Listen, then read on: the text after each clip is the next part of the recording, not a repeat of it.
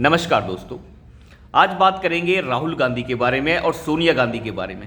कैसे राहुल गांधी और सोनिया गांधी की पेट की आंतों से जो 752 करोड़ की वसूली एनफोर्समेंट डायरेक्टोरेट ने की है, आज उसके बारे में थोड़ा सा गहन विश्लेषण करेंगे कि कैसे एनफोर्समेंट डायरेक्टोरेट ने अपनी लंबी कार्रवाई के बाद 752 करोड़ रुपए की संपत्तियों को अटैच कर लिया है। नेशनल हेराल्ड को जो नोच नोच कर इन लोगों ने खाया है और कैसे इन दलाल पत्रकारों ने इस चीज़ को छुपाया है, आज उसका गहन विश्लेषण करेंगे। किस तरीके से अखिलेश यादव ने राहुल गांधी को नंगा कर दिया और ये बता दिया कि ये कांग्रेस पार्टी किसी के बाप की नहीं हो सकती और किसी का ये साथ नहीं दे सकती, और अखिलेश यादव ने सारे विपक्षी दलों को ये संदेश दे दिया कि मैंने ये करके दिखाया है कि राहुल गांधी किसी के साथ खड़े नहीं हो सकते, ये सिर्फ धोखा देना जानते हैं। अखिलेश यादव ने अपना बहुत ही कम राजनीतिक घाटा करवाकर बहुत ही बड़ा फायदा कर लिया है। तो आज इसके बारे में भी थोड़ा सा विश्लेषण करेंगे। पहले बात कर लेते हैं नेशनल हेराल्ड केस की। कैसे राहुल गांधी ने 2000 करोड़ से ज्यादा की कंपनी को 50 लाख रुपए में खरीद लिया। कैसे नेशनल हेराल्ड के इतने सारे ऑफिस जो पटना से लेके दिल्ली से लेके पंचकुला तक हैं और इतनी बड़ी प्रॉपर्टी है, ये 2000 करोड़ तो सिर्फ दिल्ली में ही इसकी प्रॉपर्टी है, बाकी प्रॉपर्टी नेशनल हेराल्ड की दूसरी जगहों पर है, प्राइम लोकेशंस के ऊपर है। उस सारी प्रॉपर्टी के मालिक राहुल गांधी और सोनिया गांधी बन गए मात्र 50 लाख रुपए देकर। और कैसे ये 2010 के अंदर पूरा खेल हुआ, ये सारा का सारा खेल अब सामने आ चुका है। कैसे इन्होंने नेशनल हेराल्ड की करोड़ों की प्रॉपर्टी को मात्र 50 लाख में खरीदा। ये हुआ क्या था, देखिए, नेशनल हेराल्ड जो है एक पहले न्यूज़पेपर चलाया करता था, नेशनल हेराल्ड और एजेएल कंपनी मिलकर और नेशनल हेराल्ड कंपनी मिलकर, ये दोनों मिलकर एक कुछ न्यूज़पेपर छापते थे, जिसमें हिंदी में भी न्यूज़पेपर छपता था, उर्दू में छपता था और साथ ही साथ अंग्रेजी में छपता था। लेकिन 2008 में ये कंपनी दिवालिया हो गई। अब दिवालिया हो गई तो सोनिया गांधी और राहुल गांधी ने मिलकर, इन दोनों ने मिलकर इस कंपनी को लोन दे दिया। और लोन किसने दिया? कांग्रेस पार्टी ने। कांग्रेस पार्टी ने इन्हें 90 करोड़ रुपए से ज़्यादा का लोन दे दिया और ये कंपनी को कहा गया कि अब आप उठ जाएंगे, अब आप बढ़िया हो जाएंगे। लेकिन ये कंपनी उठ नहीं पाई। ये पूरा नेशनल हेराल्ड अखबार छापने वाला सिस्टम बर्बाद हो गया, ये चला ही नहीं। अब क्या खेल खेला गया? खेल ये खेला गया कि 2010 में एक कंपनी बनाई गई राहुल गांधी और सोनिया गांधी के नाम पर, जिसके 76% शेयर राहुल गांधी और सोनिया गांधी के नाम पर है।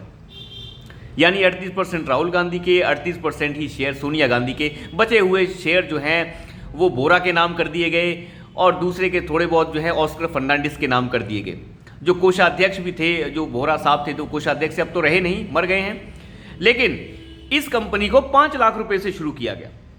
यानी यंग इंडिया लिमिटेड जो कंपनी बनाई गई, ये 5 लाख रुपए की कंपनी थी जिसमें कोई एक्टिविटी नहीं हुई, और कुछ दिनों बाद ये कंपनी 50 लाख रुपए की बन गई। यानी इस कंपनी के फंड्स के अंदर पैसा डाला गया, और पैसा किसने डाला? कर्नाटक के बहुत बड़े जखीरे डी.के. शिव कुमार के द्वारा। डी.के. शिव कुमार ने इसमें पैसा डाला और ये कंपनी 50 लाख रुपए की बन गई।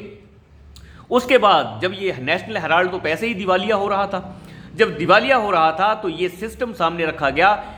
नेशनल हेराल्ड और एजेएल जो कंपनी थी, उनके जो सारे के सारे सिस्टम था, उस सारे के सारे सिस्टम, यानी जो लोन कांग्रेस पार्टी ने नेशनल हेराल्ड को दिया था, उस लोन को ट्रांसफर करवा लिया गया राहुल गांधी और सोनिया गांधी की कंपनी के पास। जब वो लोन ही ट्रांसफर हो गया, लोन दिया कांग्रेस पार्टी ने और उसे ट्रांसफर करवा लिया गया अपनी कंपनी के नाम पे।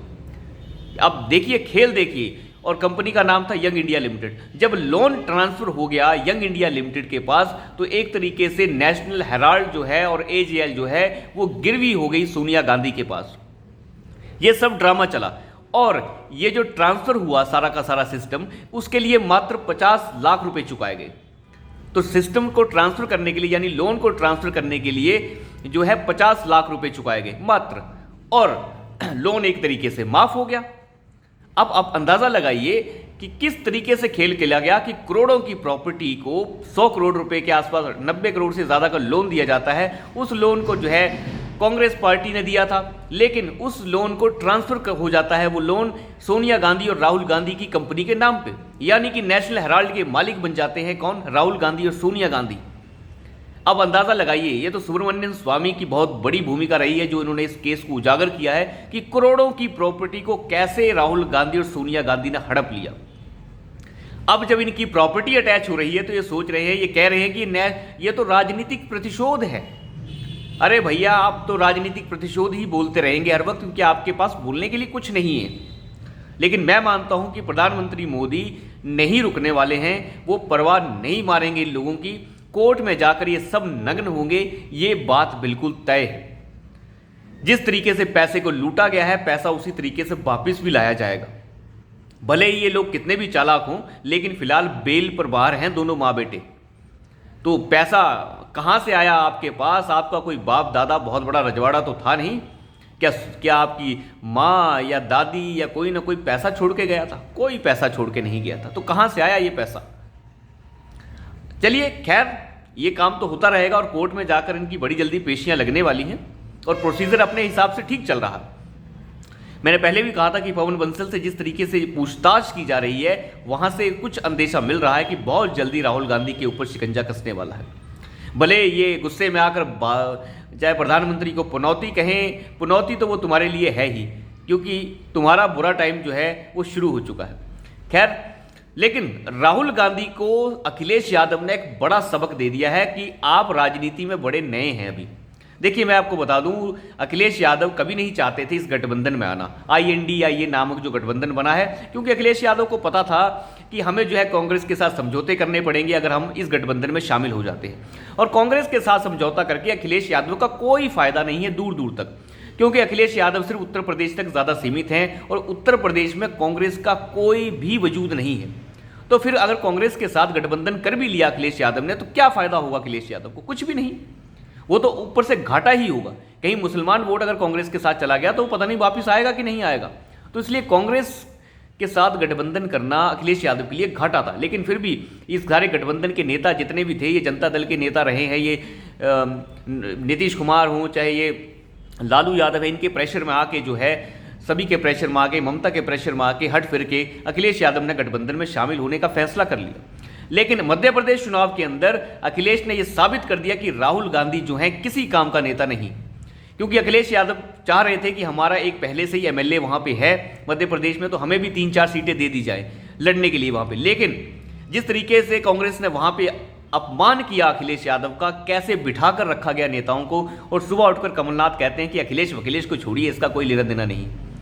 तो क्या अखिलेश बेवकूफ़ था? अखिलेश चालाक थे।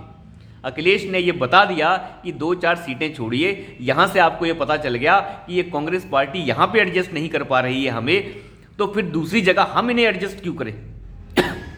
एक तरीके से कांग्रेस का चेहरा यह दिखा दिया और कांग्रेस ने वैसा ही किया जैसा अखिलेश चाहते थे। अखिलेश ने मांगी थी 3-4 सीटें मध्य प्रदेश में लड़ने के लिए, कांग्रेस ने एक भी नहीं दी। बड़ी अच्छी बात है।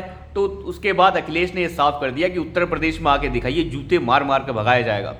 तो ये तय कर दिया है कि अब चाहे रायबरेली हो चाहे अमेठी हो, जूते सब जगह पड़ेंगे। सोनिया गांधी अपने लिए कोई दूसरी सीट देख लें या फिर राज्यसभा से जाने की तैयारी कर ले, क्योंकि अखिलेश यादव ने इसकी पूरी तैयारी कर ली है।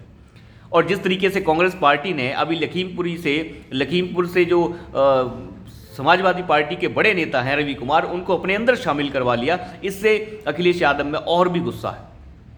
अखिलेश यादव तो पहले ही कह चुके हैं कि कमलनाथ और ये शिवराज, ये कमलनाथ और ये दिग्विजय जो है चिरकुट नेता हैं। तो अखिलेश यादव ने अपना काम कर लिया है। वो इस गठबंधन से अब एक तरीके से किनारा हो चुके हैं और मैं मानता हूं 3 दिसंबर को रिजल्ट आने के बाद सारी स्थिति साफ हो जाएगी और सब कुछ खत्म हो जाएगा। कोई गठबंधन नहीं बचेगा। चाहे आप राहुल गांधी पुनौती बोले, चाहे कुछ भी बोले, जितना विवेक होगा बात उतनी ही होगी। कभी कहते हैं भारत में फ़ोन नहीं बनते, सारे फ़ोन चाइना में बनते हैं। देखिए, आप उठपटांग बातें हमेशा बोलकर आगे नहीं बढ़ सकते, आपको धरातल पर आना होगा। हर बार अडानी का नाम लेके बस हमारे समझ के तो बाहर है। हर बार अडानी का नाम कैसे लिया जा सकता है? बात हो रही है राजस्थान चुनाव की, बात हो रही है छत्तीसगढ़ चुनाव की। आप राजस्थान में गए हैं, आप अपनी सरकार की उपलब्धियों को गिनवाइए, क्योंकि आपकी सरकार 5 साल से है, पर नहीं।